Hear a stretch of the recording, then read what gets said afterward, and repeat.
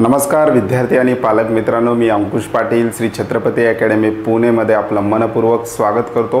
नीट 2024ची तयारी करणाऱ्या विद्यार्थ्यांसाठी NMCच्या वेबसाईटवर एक अतिशय महत्त्वाची नोटीस 14 तारखेला प्रकाशित झालेली आहे। त्या नोटीसच्या विषयावर आपण आजच्या व्हिडिओचा विषय ठरवलेला आहे की महाराष्ट्र राज्यामध्ये यावर्षी किती प्रायव्हेट MBBS कॉलेज येण्याची शक्यता आहे, त्याचबरोबर एक डीम युनिव्हर्सिटीचा सुद्धा प्रस्ताव असण्याची शक्यता आहे। याविषयी डिटेल इन्फॉर्मेशन आपण आजच्या व्हिडिओमध्ये घेणार आहोत।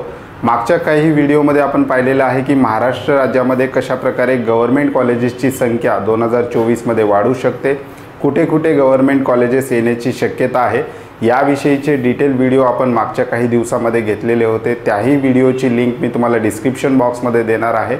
आजच्या व्हिडिओमध्ये आपण डिस्कस करणार आहोत की महाराष्ट्र राज्यामध्ये प्रायव्हेट MBBS कॉलेज कुठे-कुठे होण्याची शक्यता आहे आणि कुठल्या ठिकाणाहून ॲप्लिकेशन गेलेले आहेत NMCकडे की MBBS कॉलेज इस्टॅब्लिश करण्यासाठी मान्यता मिळावी।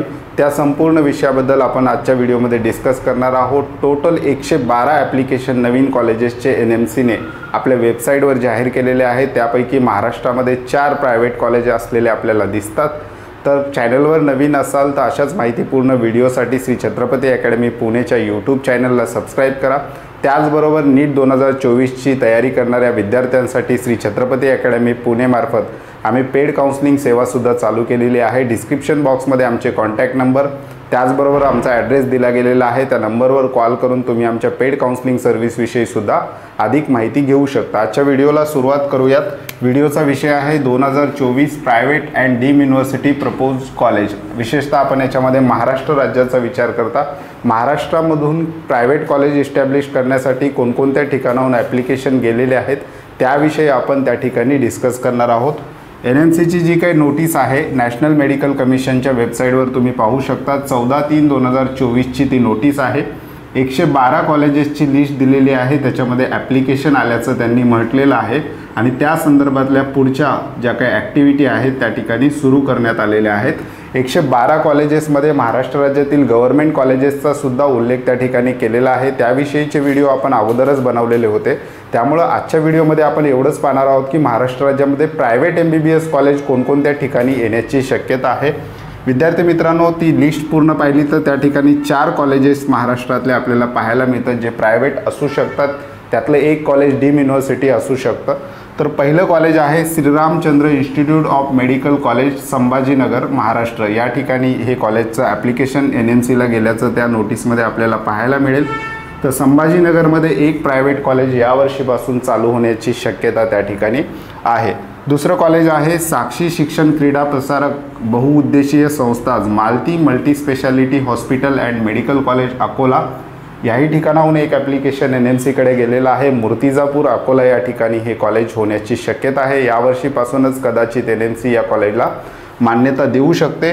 त्याच्यानंतर तिसरं कॉलेज आहे ideal institute of medical science ideal general hospital Wada Palghar या ठिकाणी असलेलं हे कॉलेज। याही कॉलेजचा त्या ठिकाणी MBBS कॉलेजसाठीचा प्रस्ताव NMCकडे गेल्याचं त्या नोटीसमध्ये आपल्याला पाहायला मिळेल। आयडियल कॉलेजचं जे काही आयुर्वेदा कॉलेज होतं ते अगोदरच सुरू झालेलं आहे। त्या ठिकाणी ॲडमिशन प्रक्रिया मागच्या वर्षी होती, त्याच्या मागच्या वर्षी पण ॲडमिशन त्या ठिकाणी झालेले आहेत आयुर्वेदासाठी।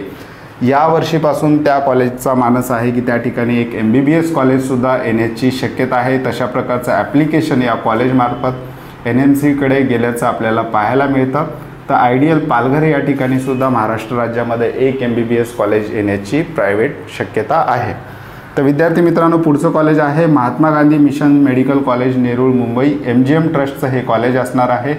यांचं सुद्धा ॲप्लिकेशन असलेलं आपल्याला पाहायला मिळतं। MGM महाराष्ट्र राज्यातील MGM जी संस्था आहे त्यांच्या अगोदरच 3 डीम युनिव्हर्सिटी आहेत, एक संभाजीनगर या ठिकाणी, दुसरं खारघर या ठिकाणी आणि तिसरं जे मागच्या वर्षी सुरू झालेलं वाशी याही वर्षी त्या संस्थेकडून त्या ठिकाणी ॲप्लिकेशन गेल्याचं आपल्याला पाहायला मिळतं।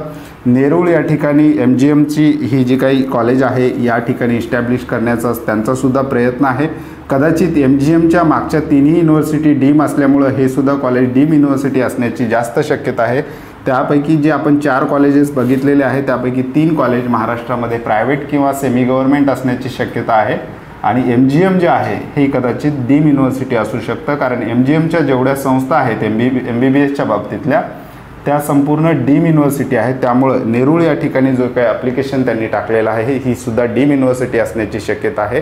तर ही संपूर्ण लिस्ट पाहिली तर आपल्याला दिसून येईल की महाराष्ट्र राज्यामध्ये 3 प्रायव्हेट किंवा सेमी गव्हर्नमेंट कॉलेज यावर्षी चालू होण्याची शक्यता आहे आणि एक MGM जे कॉलेज आहे ते डीम युनिव्हर्सिटी असू शकतं, कदाचित ते प्रायव्हेट पण असू शकतं।